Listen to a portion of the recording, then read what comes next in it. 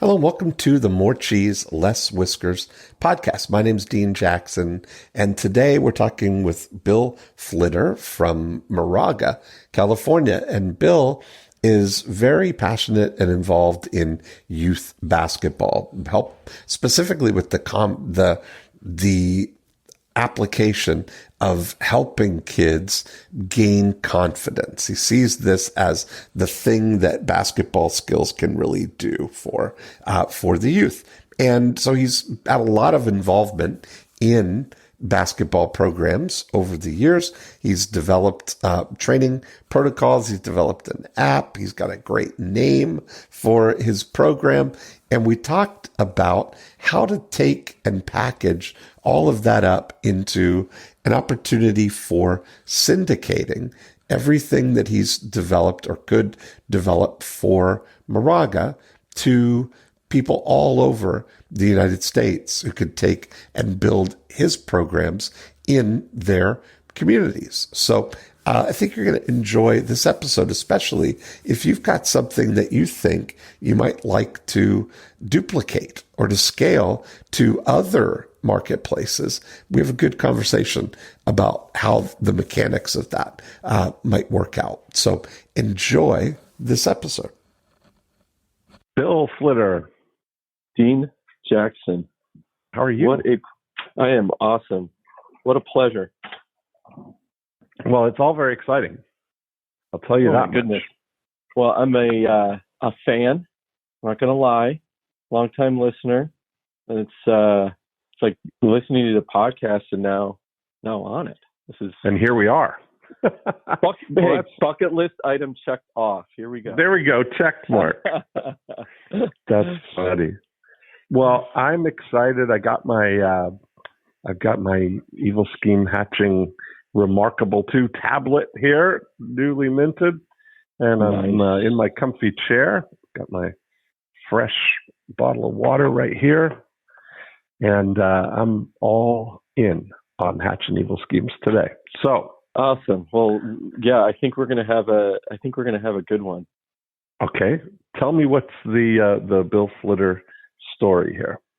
Sure. Yeah. So, like you, longtime marketing veteran. So I've been in 20 years. Really, it's my entire career has been around marketing. I live in Moraga, California. If you, I think you said you have a relative that lives in Walnut Creek, so we're pretty close to Walnut Creek, California. Okay. Nice. Yeah. So I've been in like I said, 20-year marketing veteran, a lot of startup work in Silicon Valley. And then about 10 years ago, really caught the bug for coaching youth basketball. It really started with my kids, my son who wanted to play in our local community league. And, he said, "Dad, will you help coach?" I'm like, "Sure, let's do it." I played, right? So I figured, yeah, why not? I know a little bit. So let's, why not? And then from there, it just, got inside of me and can't seem to shake it. So here we are about 12 years later, still coaching, training kids, been a high school coach at, one of the big programs for boys, for about 3 years. Pivoted a little bit now coaching girls at local high school. And then started my own training business about 3 years ago, and the focus of that was to help underserved youth. When I was coaching high school basketball, I noticed the need and the opportunity to serve that particular market. But what I found was, there was issues that I didn't expect. Transportation was an issue. Getting to the gym that I had was a huge issue. So that didn't grow as big as I wanted to. It was a free program for those kids. So and so then I had to pivot again, and I started coaching kids in my own community. And What I realized was it doesn't matter. It doesn't matter if you're a kid in an underserved area or a kid in an area where, parents can afford the training, afford to pay the training. They all have some very common issues, confidence, right? They're growing kids, right? And I find that's what I coach. I coach confidence. Right. And a basketball is just, it's just a way to it's share. Just the context. I get it. Just the context. Yeah, exactly. So I started. So my name of the program is Level Up Sports Academy, and we do private and small group training. I have one of the largest three versus three girls basketball leagues in Northern California. Nice. It is mainly focused on training girls. And that was another pivot that I did too. There's lots of programs, and what I realized for boys in our area, but servicing girls, there wasn't a lot of opportunities for them. And so I decided to focus on there, and that's when my business really took off. So we do clinics, typically book. For example, I'm booked through March, and we can kind of dive into that a little bit too. Even during the pandemic, at first, back in March, when the pandemic hit, it was, complete stop, right? There was nothing. Everybody was trying to figure out, can we get, what is social distancing? This is the, shock to everybody's system. Let's pull back on everything. So, I was about to launch that was the start of my league, and I had to shut that down. And then, the training stopped and paused for a while. And then what parents realized was, I got to get my kids out of the house. Yeah. Right? And I have, they have to be active. They have to do something. And I did some online training with them. I still kept in contact with them. We did things over Zoom and face to face. But then what I realized also was, this is something I wanted to do for a while. I should have pulled the trigger. I would have been in a really good spot a few years ago if I did this, was virtual training in general, right? I figured, well, how can I attract, more kids outside and scale my business? Like I said, I've been in startup marketing for a while, building SaaS companies, and then, the personal training, right, is like being a consultant. You scale by, there's only so much time in the day, right? And then I thought, well, if I move to online training, I can reach more kids, provide a platform for them, provide my platform in the way I teach, and they can access that 24/7, no matter where they are. So I launched that, or I'm about to launch that. It's levelupbasketball.training. So that's my online version. So I still have Level Up Sports Academy. It's the personal, kind of the consulting, my B2C businesses, right? Level Up Sports Academy and the Level Up Basketball Training. And then, the online version again was a pivot because of COVID. It just made me realize that, wow, okay, I can lose the face-to-face business in a pandemic pretty easily, and there it goes, right? So I wanted to balance my portfolio, if you will. And then, go ahead. No, I got it. Yep, so following along. Yep. Okay, sweet. And then recently, I was approached by a group of two programmers who were building out an app for basketball trainers, and they wanted my advice, and we started out as an advisor. And I got pretty excited about that opportunity, just because obviously you can see I'm passionate about the sport and passionate about helping youth. But this opportunity came along, and really was like there's this need in the market for any sports trainers, especially in the youth market. There isn't a lot of good CRM tools. We do a lot of training. For example, I'll train all day on a Saturday from 8 a.m. to 5 p.m. and then have to go back at home, type all my notes up, send it out to the parents. Well, as you can imagine, that's 8 to 5, basically working out from 8 to 5, and then coming home and doing all my book work and things. and sending notes to parents and what happened in the training. And I had to remember what I told the kid at 8 a.m. to do. So now we create this app. I thought, there's got to be a better way to do this, managing everything with Excel spreadsheets. Anyway, these engineers had thought about this already, approached me with this opportunity. So that's Coach Central. So it's coachcentral.io, just to kind of keep these things straight. And that's really a B2B business. So that's going after trainers, providing them a kind of a back office management system in session too. You can take live video right away, send it off to the parents while they're sitting in their car waiting for their training session to be done. It's really quick and easy. So that, basically saves a lot of time. So anyway, so I had the B2C businesses, as I kind of classified them, the one-on-one training, the online training, and the B2B. So when I first reached out to you, this was, I don't know, it's been a few months ago. One of the challenges that I was facing also is I'm also, like I said, a high school coach. Yeah. And our seasons kept on getting delayed and, pushed back because of COVID. And I thought, I'm new to this particular program, and it needs a lot of work. We're really starting from scratch here. There wasn't a feeder program into the high school.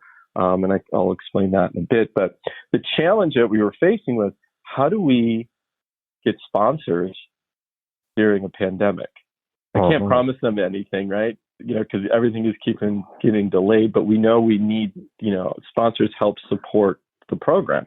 Your local insurance agents and such, banners in the gym and things like that. And so it's like, wow, okay, we have quite a challenge here. How do we promise we'll give you space, but yet our season's getting pushed back, every month there's a change in Northern California. So sports is completely off right now. Yeah. So that was one challenge. And then, these pivots that I was making during COVID, from the in-person to the online, really trying to struggle with my audience.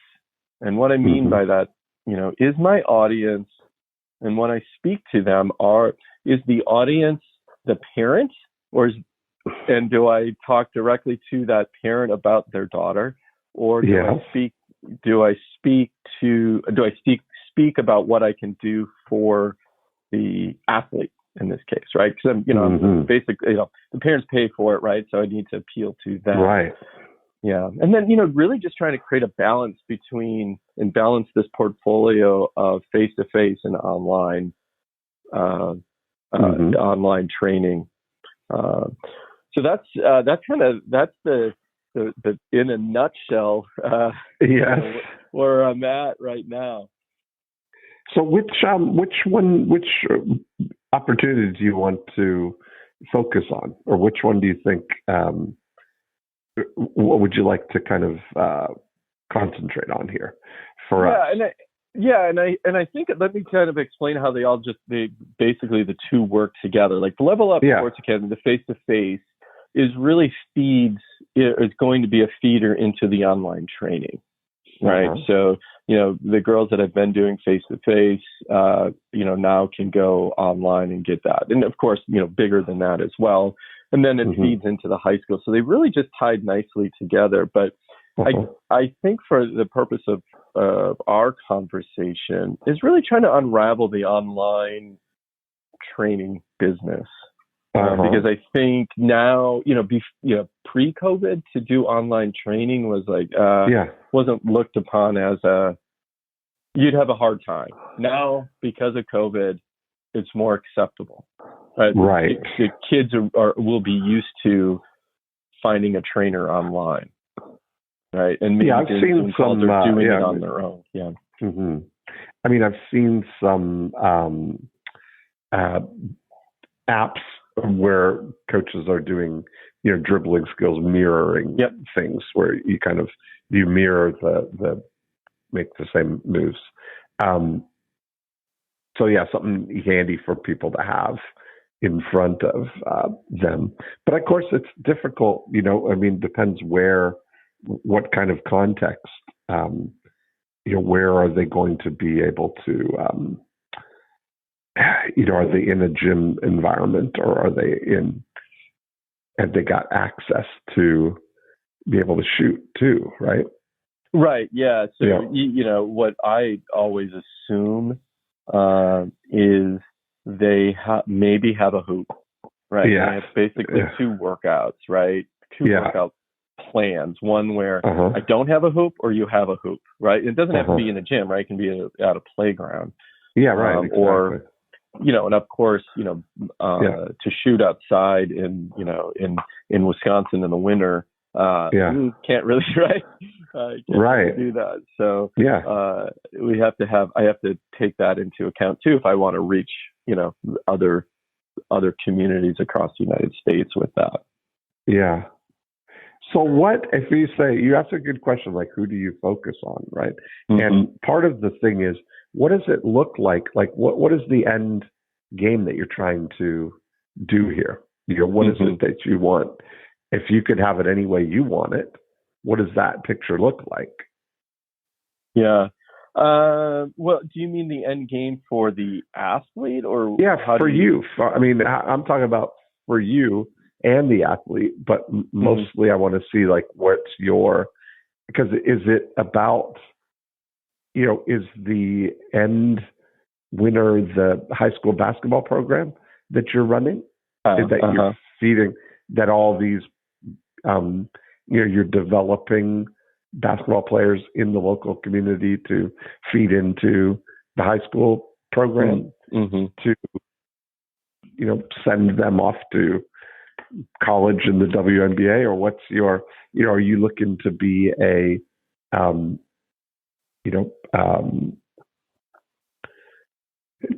create champion basketball players, or what's your, or is it a broader thing as a youth thing to get people, active in basketball, or, what's the end result here? Are you looking to, is it for, are you looking to grow a big business out of it, or to help it pay for itself? Well, I'll answer the easy question first, which is definitely want the business to pay for itself, right? Yeah. But the kind of the dream for this online portion, is to scale it nationally, and get and create a community for girls basketball. And one of the reasons why I focused on the girls market, even online, was there's you go to YouTube and search for any video on basketball drills. There'll be a male coach and a male athlete.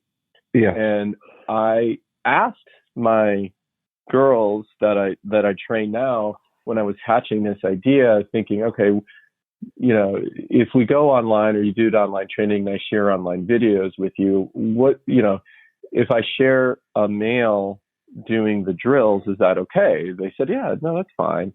And I said, what if I shared a female doing a drill? I said, what do you think about that? And most of the girls said, well, that would be better. And I'm like, oh, okay, why? She said, well, their thought was, if they see a male do the drill, and I'm talking, this is youth, right? Youth, from 5th grade through 12th grade. Their thought was, if they see that male do it, and they're not quite up to that skill level, they'll say, well, that's a male, so he can do it, or that's a boy, they can do it, right? Versus if they watched a girl perform the drill and my athlete couldn't do it, they would say, you know what? If she can do it, I can do it. Right? Yes. So I'm kind of paraphrasing a little bit and shortening that, but that was the gist of it. So the light bulb went off in my head saying, So I started searching around for videos that I could share during the days where I wasn't face to face with them. And I had a hard time coming up with videos that were by females. So what I decided to do is, all right, well, I'll shoot my own. So I got one of my star athletes. My brother-in-law is a videographer. And we went to the gym for a day and shot 200 videos, basketball drills of a female athlete doing all these different basketball moves. Mm-hmm. So that, I thought, okay, well, we got the video content now, right? So I have that as an asset. And now, let's see where this can take us from here. Luckily enough, the other positive thing about the pandemic, I have a high school son who started getting into video editing. So he's editing all the videos. So it just worked out really nice. Oh, that's great. Yeah. But yeah, that's, I always, 80% of, I don't know if I mentioned this, like 80% of what I do is just build confidence, really. And I want to be able to translate that online. I don't want the girls just to come in, okay, follow this routine and here it is, right? I just don't think they'll stick with it. It's like this whole online training, like Peloton and then the mirror, right? If you think about like why Peloton was successful or is successful, is the trainers that they're interacting, right? That you're seeing and getting excited about and keeping you motivated and right, being held accountable. Yeah. Right. So that's where, that's a bit where, I'm struggling with too, is how do I hold it's easy to hold an adult accountable now. The parent has to hold, the parent is basically helping me hold their child accountable. Hey, it's training time, right? Get into your, right, start doing your workout. Exactly. Yeah. So the struggle becomes motivating the parents to motivate the kids, right? Because likely I'm not going to have direct access. I got to walk that fine line, right, between having access to the kids too. That when it's they could be playing Fortnite or whatever instead, right? That's the oh my gosh, yeah. That's the reality. Right. That's the reality of what you're dealing with. Yeah, so you can't, I don't think you're ever going to be able to force motivation for something. So it's got to be internally motivated. It's got to be fun for them. And there's probably a lot of ways to gamify that, or if there's any way to, I don't know, are the girls, competitive to a leaderboard or anything like that? Or are they is it really more of a social thing that they're in the same place as the other girls doing the same stuff, and as they get older or higher up, what are you talking about? Like, training kind of thing sounds like something that the ones who are more serious about it, like would this be, when you kind of pick the poles here, right? On one end, you're kind of introducing basketball to someone, or on the other end, you're working with the elite players and shaping them, molding them to potentially a scholarship, or the WNBA. What's where do you see it on that scale? Or is it just in the middle? Yeah, I really think it is in the middle, and that's that's where my program is today. Most of the girls that I train are in that middle. And what I have found is there's lots of trainers who are going to train the elite athletes, and obviously that takes a lot of time and dedication and to do that. And at the opposite end, you have the community leagues, the rec leagues, girls and boys who just want to have fun, and then in between there's girls who might play multiple sports. Basketball may not be their number one choice, and they might do soccer and basketball or volleyball or something else, right? But they still want to play and they still want to get better.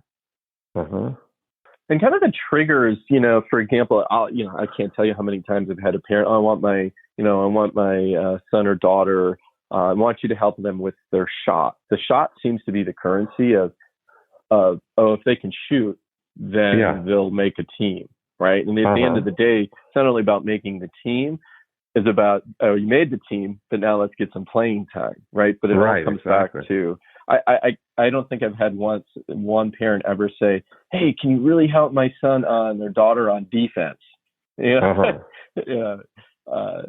the shot seems to be the currency in all of this, improving the shooting percentage, even though, they'll come in with that thought. Yes. I know better, right? I know they need a more balanced, they need a balanced approach to basketball. They need to work on, the footwork and the defense and, learning what a closeout is and screens and rolls, right? All the details of the game. It's not just the shot. Mm-hmm. So well, I don't know, and that's those things focusing on the, I don't want to toot my own horn here, Bill, but just so you know who you're talking to here, I'm a 3-time champion, 2-time runner-up of the Knights of Columbus pass, dribble, and shoot competition in my town when I was growing up. So nice. I got that going for me. Yeah. Mm-hmm. So I think those kind of, you're right, those are fun events. Like that was a fun thing where, we would go through, I don't know, do they do those, I grew up in Canada, but do they do the, pass, dribble, and shoot competitions for kids in California? Yeah, and actually Knights of Columbus does a free throw contest now. Okay, yeah. So that was all part of it. I mean, it was free throws, and there were other shots, then there were, moving shots, then there was passing drills and dribbling drills and through the pylons and all the stuff. So there was a lot of you had to do a number of like a decathlon of events kind of thing, and you got scores in all of them, and then a free throw competition as well. So that kind of, I wonder, that's what I was saying about the gamification. Mm-hmm. I don't know whether that's something that, you think about the practical things, right? If it's just about making something fun for them with some, because now you look at it is that I'm assuming there's got to be some value that somebody's going to pay for, right? Correct. That's what you're saying, is that you're trying to think, okay, well, in the middle of the road, do parents, are they looking at, paying for basketball training online? I don't know. What's for girls? I mean, on the stuff. And I don't know why you look at it, but you're absolutely right. That the perception of girls' athletics and boys' athletics is that if you look at the, investment in things, it's there's a lot more money probably spent on male athletics. Without a doubt. Yep. Absolutely. Right. Yeah. Well, and that's again, going back to that and addressing that, because, nobody wakes up, right, saying, I'm going to put this round ball into the hoop, right? They do sports for other reasons, for the community aspect and friends and, building self-confidence and all those other things that come out of that. But again, I can't, so the messaging on this though is not, hey, it can be part of it, but the promise that I right now have come up with is I have a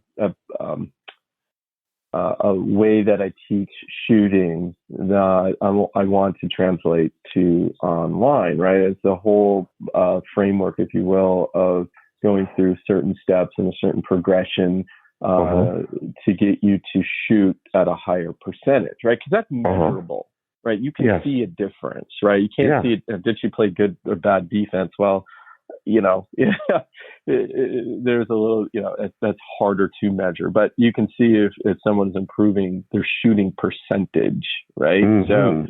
That's what I was going after. For example, I'm, help you increase your shooting percentage by 50% or more in 90 days. And then the outcome is, that'll boost your confidence in playing time, right? So generally speaking, that was the platform or the message I was going to start to. I like that. It's very specific like that. So you've got an outcome. Right. But then where I just, when I'm thinking about like the advertisements or the, again, being a marketer, I'm thinking through the emails that I'm sending to parents and such. Just, but, real generally, like, am I helping dedicated basketball parents help their daughters, or am I helping the daughters? Right. In that slight message. And of course we test it, but at the same time, I'm like, who's my persona here? Is it the who do you want to be a hero to? Yeah, who do you want to be a hero to? The parent or the kid? Yeah, right. Yeah, exactly. And that is where I'm struggling a little bit in this, because the person that I'm going to be helping in the end is one person removed from me. Yes. And who's the driver of the work you do now? Working with the kids in person. Who's the driver of that typically? Like, if you were to say, is it the parents coming to you saying, "Can you help me with my kid," or the kids reaching out and then say, "Okay, let me go ask my parents." Oh, it's definitely the parents, right? Yeah. Now, the kids might talk and say, "Hey, what program are you doing?" I'm doing Level Up. Oh, right. And then they go to the parents, right, to ask. But always, 99.9% of the time, it's the parents who are coming to me. And a lot of times it's the moms. A lot of times, I would say, probably 60-40 split. It's, moms initiating the contact and managing the schedule, and maybe even a little bit higher than that. Yeah. Well, my take on it, like initially, is that we're having this conversation and we're kind of leaned towards, a COVID response right now, right? And if I look at we're talking about building something though that's bigger than that. We're not talking about an immediate, only a short-term thing. Because my thought is that I think the long term of if you're going to have a basketball training kind of thing, it's really got to be built around in-person stuff too, right? Like that's kind of where the primary thing is. We're looking at the online thing as an alternative. But I think as a support thing, it probably has the most legs. Like as an integrated part of, and so I'm wondering about what's the price point of what you're thinking here? Yeah, it's really right now. It's really relatively inexpensive. It's basically $10 a month, right, to have access to all the videos in this particular program. Like it feels like that's not going to be easily scalable. If it's not something that, like, how do you're in Moraga, is how do kids in Poughkeepsie find out about this? How do kids outside of Moraga, right? How does Michigan find out about it, or these other things? So the cost of acquisition of new clients seems like cost more than what they're going to be, what the revenue will be, you know? Mm-hmm.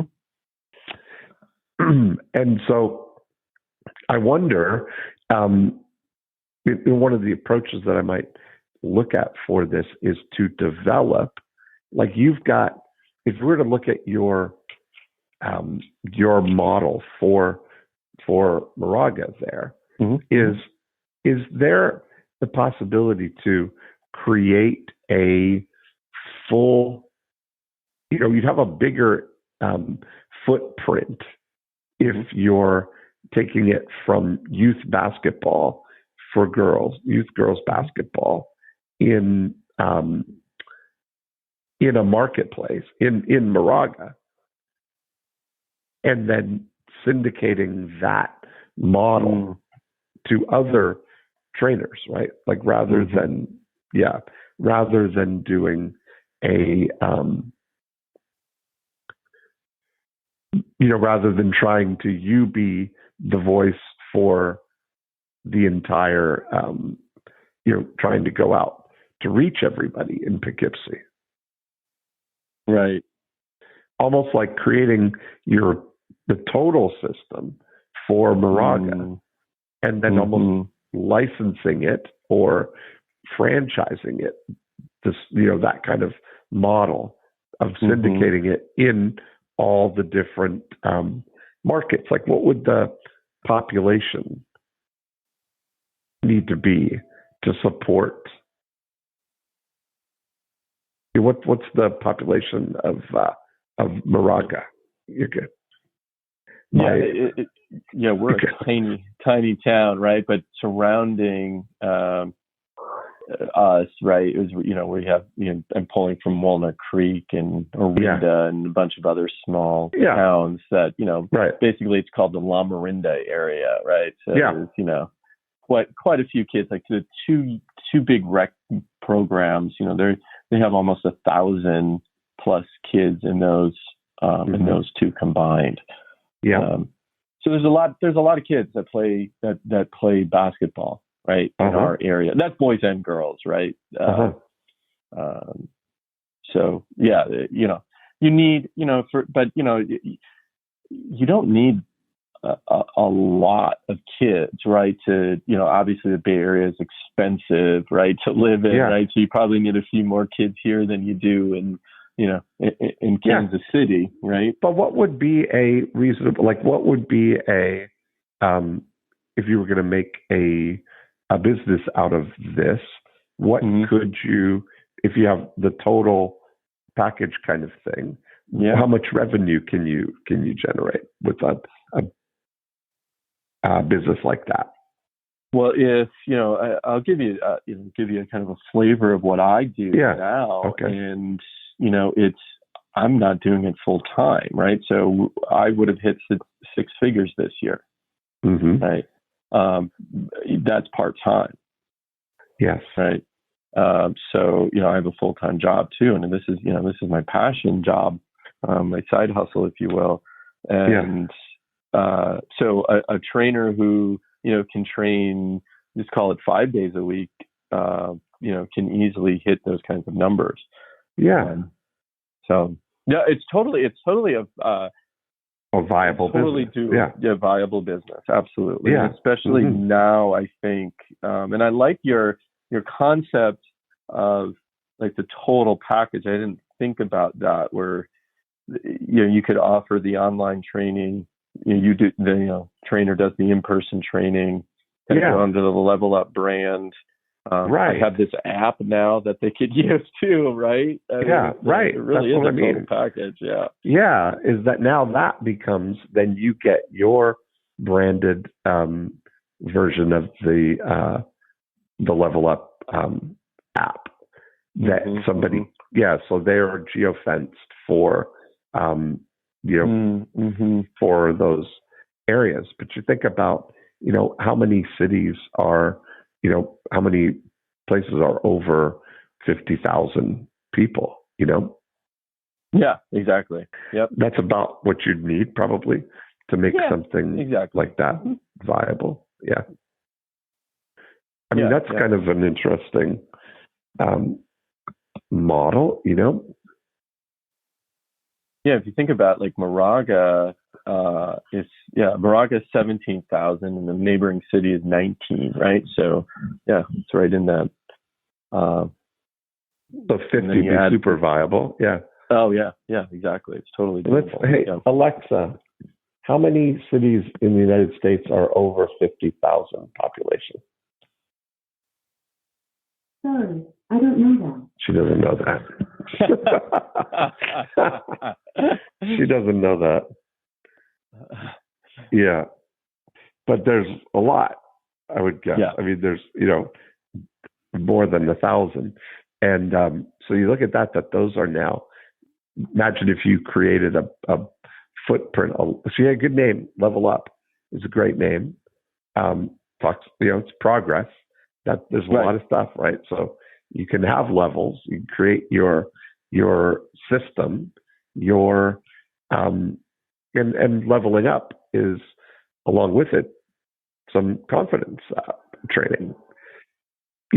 So there's a lot of start with the basketball, and along with it comes the confidence training. Mm-hmm. Yeah. But anyway, that I think about that. Imagine if you now have this whole this distribution network then for reaching all the kids all over the country that way. Yeah, that's pretty fascinating, right? Yeah, no, that's extremely fascinating. Yeah. So now you focus on making, creating an amazing experience for all the basketball playing girls, youth in your local area. Mm-hmm. And I guess even at that point, I mean, that's just what I focused on was, girls, but obviously it doesn't just have to be for other coaches, it doesn't have to be that, right? In my market, that was the need. Yeah. Right? And, Maple Grove, Minnesota, they might need, a mix of both. And by the way, the answer to that question is 601 cities over 50,000. Okay, there you go. Yeah. So that's a viable market, Mm-hmm. When you start to think about it like that, is what would be the thing? How do you identify that target audience? How do you identify the kids at, from 5th grade to 12th grade? And it could be, you're saying it doesn't have to just be girls. You're just coming at it because that's where you were focused on. But if you were to take yourself out of the immediate situation that you're in, it would be, you would also include boys, right? And just be youth. Mm-hmm. Yeah. Just be youth. Yeah, exactly. Yeah. Yeah. Create youth. Yeah. Mm-hmm. Yeah. No, that's a really good point.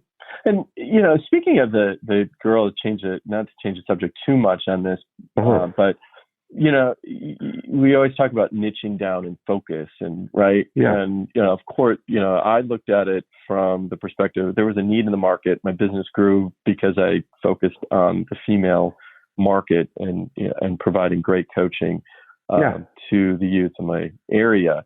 I mean, I could more than double my business, I suppose, if I added boys, maybe, right? Mm-hmm. But you always, as an entrepreneur, you always kind of I could go after that audience, right? Always looking. Right, but listen, no, you could run them as two separate things. You might have maybe 5 different brands that you're thinking when you take, when you've got the the young kids, the 5th to 7th graders kind of thing, that, that could be both, but then you might switch, fork to the boys and girls from there, but also have a peak performance brand as well, right? You think about, you guys think like Procter and Gamble, all the individual things that they do, like all the different, they've got 5 different billion-dollar laundry detergents that all serve a different need. That's a good point. Yeah. Yeah. So I think if you think about the youth, like the intro, getting people involved in basketball as one thing, then the seventh grade, where it starts to get more, where they're competing, like in junior high and then high school level, and some that are then aspiring to do college or beyond, Yeah, no, that's a really good point. Yep. Rather than just being one thing. And in that particular case, you use Procter and Gamble as the example. How do you decide? You go from, let's say, Procter and Gamble has, you said, X number of laundry detergents. If I don't know if Tide is one of them, but Tide came to my head if that's one of the Procter and Gamble. Yeah, Tide. But there's the thing, but they're all focused on different attributes, right? So some people, if you say Tide, that is for people who want to get their clothes as white as possible and keep their colors bright, right? That's one. If you want to get out tough stains, they've got Era. Right. And if you want but if you want your clothes to smell great, you might use Sunlight. And if you want to just throw it all in and not ruin it, you use Cheer, right? All temperature Cheer. Just throw it in, and you're not going to ruin it, and put it on warm, and there you go. They all serve a specific element of the marketplace, Yeah, but when you're thinking about that, so for example, why couldn't they have so for example, why couldn't you do Era with, there's the Era for cold water, Era for, making your clothes white, Era for, all the other things. Yeah, but that's then dilution. Yeah, because it's not the same thing. Yeah, go ahead. Yeah, it's not the same thing. That when you've got a brand that the only thing that it's does is addressing the one most specific thing.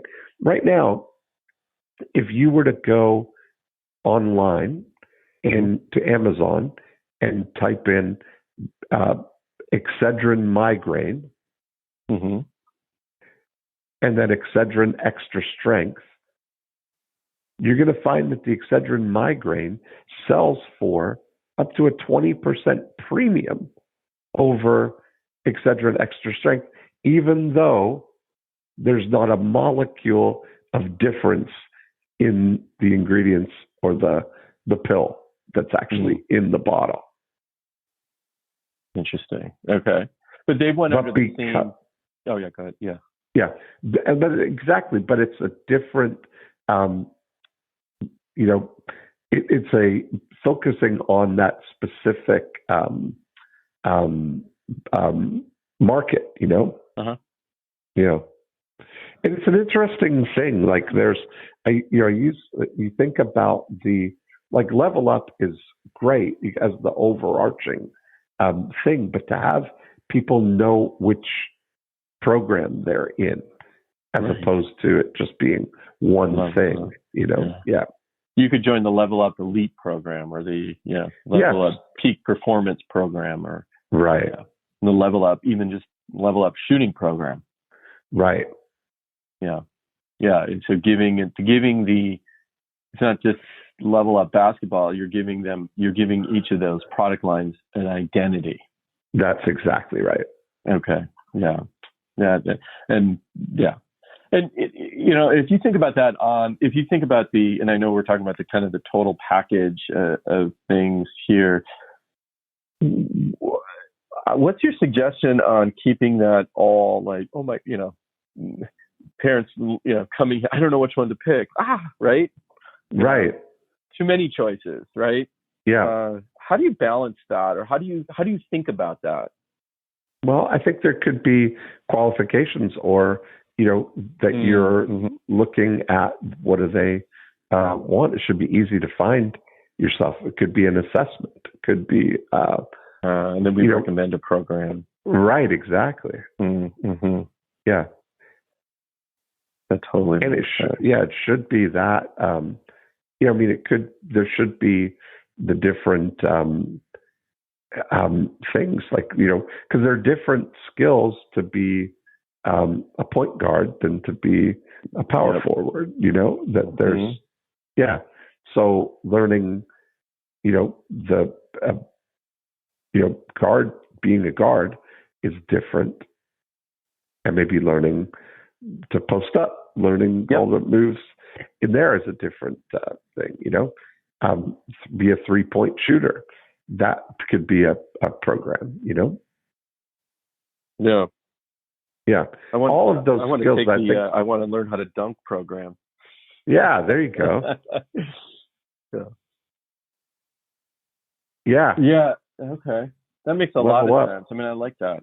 The direction of, looking at this as basically a franchise or syndication model, and basically giving coaches just a box, right, so to speak. And here you go. You're all set. You're going to have, an online training program. You're going to have my philosophy of training youth. You'll have the motivation and everything else, the non-basketball stuff as part of that as well. You'll have an app. Just be you. Get out there and coach, right? You focus on the coaching, and here's the package that gets you going. Exactly. And here's the calendar, and here's here's the calendar of events. Run the contest, or run the fun things, or the 3v3 tournaments, or the pass, dribble, and shoot. I don't know whether Knights of Columbus is still doing stuff like that or whatever, but yeah. To introduce, to have the fun things, Yeah. And then the community aspect of that too, I was kind of leaning in towards. And what does that mean? For me, that I think, especially for the girls, it's important, right? And us men are wired differently, and just working with for example, when I start my practice in person for a girls team, for example, we get together in the middle of the gym, do our stretching, and have conversation. Right? For boys, I get them on the line, and we start, doing something to get all that adrenaline out. Up and down the court as fast as we can for a few minutes. Line right? drills. As an example. Yeah, exactly. Right. Girls will come into the gym and talk. Boys will come into the gym and try to shoot threes, even though, they're 3 feet tall and they're at the point line. Right. So just a different dynamic. Right. And I want to be able to translate some components of that for the female audience online, and having community and having chats with professional athletes or college athletes. I have a partner in this who's she was a Division I athlete, and she's playing internationally now. She is totally on board to have conversations about her journey as a female athlete, and how she felt when she was, in 6th grade and awkward, and going through changes in her body and everything else. Right. And I think that's an important piece that obviously I can't relate to. Right. And that's, part of the thing of having a network, though, a distribution network, that you can do things like that at the top level, and then, but it's all distributed through the local network. Oh, just make that available to the network. Hey, we're having yeah, of course. Yeah. That's a great idea, right? Just regular programming, part of the total system, right? Right. That's exactly right. Yeah, it's one of the perks. Now, in that particular idea or concept, again, generally, I don't know franchising inside and out or the syndication, but generally, you charge a coach, or in this case, you charge the trainer or coach a franchise fee. Well, I don't know that you would go all the way to a franchise for something like this, but you could certainly be licensed, where they may pay, an upfront fee to be trained and get all of the branding and the stuff all set up to be the level up, licensee in that city kind of thing, and then pay a monthly licensing fee based on what they're doing. And so you'd have to make it all sort of, you've got to prove the model that you can build. Right. Can you build a sustainable 6-figure business on doing what you love in doing in the youth basketball market? Yeah, exactly. And I've proven parts of it so far. Yeah. Right. So it's not, you're right though. I mean, I think it's just adding in a few of I got to add the online component to what I'm doing, and just think, okay. Yeah, that makes sense. Wow. Yeah. Cause I think that might be the most, that'll give you, the opportunity. None of that it's going to be, I think, an uphill battle just trying to build the online app, because there's on so many levels. It's, you hit it on the head that, the parents have to okay, time to do your online training. That's not, it's not inherently the natural thing that they want to do. Right. Yeah. No, you're absolutely right. Right. The internal motivation. It's not like, playing Fortnite or watching TikTok videos or making I mean, when you're talking about, the youth, now that's what you're talking about. Any time on an app is going to be, you're talking about taking away from TikTok time. Yeah. No, that's right. I think about my daughter, who she plays, and that. Okay, how do I get her motivated to go do her training right now? And I'm the coach, right? Yeah, exactly. Right. I'm her dad. She doesn't listen to me anyway, right? So it's right. But where you do, this is where programs have, like with youth, with anybody really, the most successful thing for compliance is synchronous and scheduled in your location, right? Where they're physically going somewhere for a specific amount of time to do a specific thing. That's like, it's a miracle you can get them to put their phones down for an hour, That's a really good point. Yeah. Yeah. And And that's the thing. That's the key, right? It's scheduled. It's at a particular time. You have to know where this is like, oh, you could do it. Well, you could do it. It's just like us, right? Yeah. If we were going to a trainer, if we were meeting a buddy at the gym, you're held accountable, right? You're going to go. If it was just up to us, we'd be like, I'll do it this afternoon, right? I'm tired right now. Yeah. That's right. That's exactly right.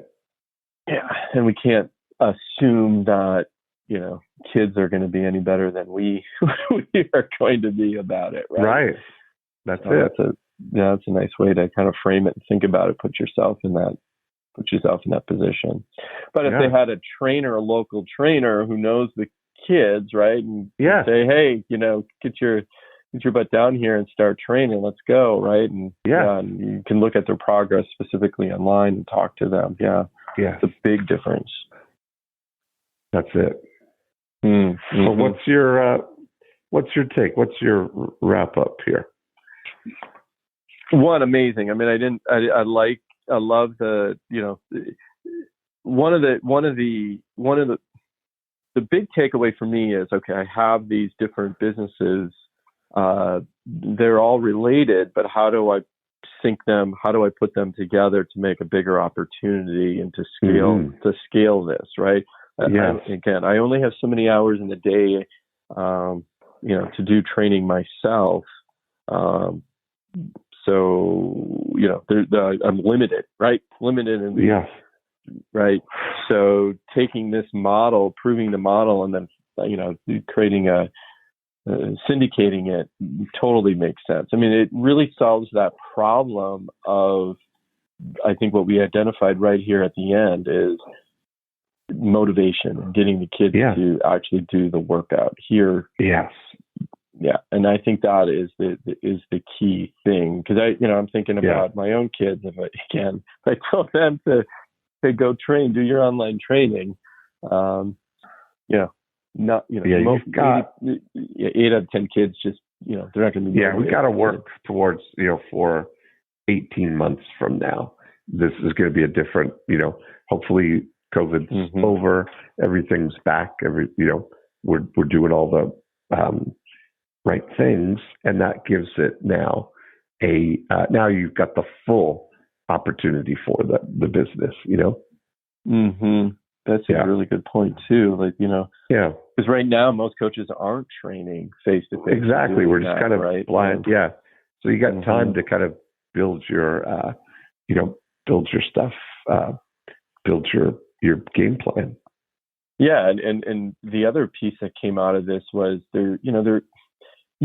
any athlete or parent could go online, go to YouTube, find videos, but the problem with that is they're just videos, right? Yeah, you can learn something from them and learn how to, do a 3-point shot, but it isn't a system. It isn't a program that walks you through from step 1 to step, 101. By the time you're a senior, right? So you start in 5th grade and walk you all the way through it to be an elite player, all organized, all charted. Here's the path you need to do, right? Yeah. And that's really what the value, one of the pieces is the value is. So I love it. I love it. Well, maybe Dean, we can get you back out on the court and see if you still got there it. There we go, to defend my title. That's right. That's right. Yeah. I love it. That's maybe I'll you can shoot me a video of that and we'll put that on the website. There we go. Perfect. I love it. All right. Awesome. So great to chat. I love it. This has been an amazing conversation. So nice to meet you. Finally, at least, over the phone here. Right. Exactly. Very, very helpful conversation. Awesome. Thanks. Have a great day. All right. You too. Take care. Okay. Bye-bye. Bye. And there we have it. Another great episode. Thanks for listening in. If you want to continue the conversation, we'll go deeper in how the 8 profit activators can apply to your business. 2 things you can do. Right now, you can go to morecheeselesswhiskers.com and you can download a copy of the More Cheese Less Whiskers book. And you can listen to the back episodes, of course, if you're just listening here on iTunes. Secondly, the thing that we talk about in applying all of the 8 profit activators are part of the breakthrough DNA process. And you can download a book and a scorecard and watch a video all about the 8 profit activators at breakthroughdna.com. And that's a great place to start the journey in applying this scientific approach to growing your business. That's really the way we think about Breakthrough DNA, as an operating system that you can overlay on your existing business and immediately look for insights there. So that's it for this week. Have a great week, and we will be back next time with another episode of More Cheese, Less Whiskers.